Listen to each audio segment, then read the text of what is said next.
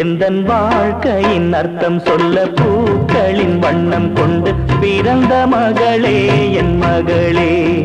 நான் வாழ்ந்தது கொஞ்சம் அந்த வாசத்தில் வந்துதித்து உயிரில் கலந்தா என் உயிரே. உன் பூவிழி குறுநகை அதில் 1000 கவிதையே. எந்தன் வாழ்க்கையின் அர்த்தம் சொல்ல பூக்களின் வண்ணம் கொண்டு